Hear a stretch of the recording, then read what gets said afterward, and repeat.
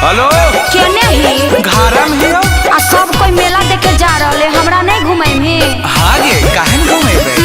कखनी ले जाइए तो सुन रेडी हो जो, और हाँ पियर का सूटवा पहन लिया, तोरा पर बड़ी अच्छा लगो। ठीक हो। भैया से छुपाई के भौजी है दे दादू हजारिया। भैया से छुपाई के भौजी है दे दादू हजारिया। घर में नहीं करी हो तनिको हलावा है। भौजी मेलावा में मिलता हमर मलावा है। भौजी मेलावा में मिलता हमर मलावा है। भौजी मेलावा में बोला बोला खावे वाली मैया की।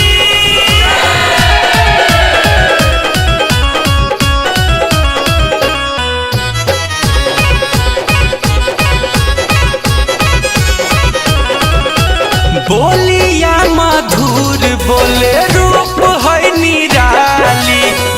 पाउडर क्रीम टिकुली देबै ओठलाली। ओकरा लायक ना हमरा ले। तोहरो ले लेबे भौजी। बोलिया मधुर बोले रूप है निराली।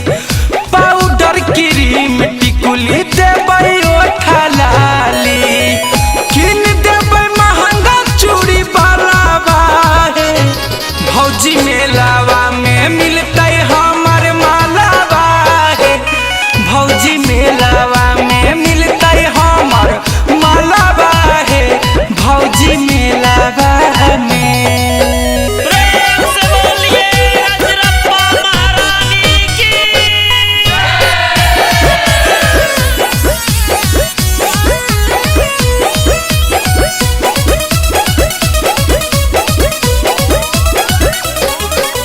चाट के दुकान पर करते होतै बेट है। चिंता नहीं करी हो भौजी आबे में होतै लेट है।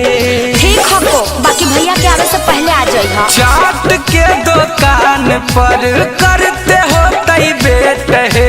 चिंता नहीं करी हो भौजी आबे में होतै लेट है।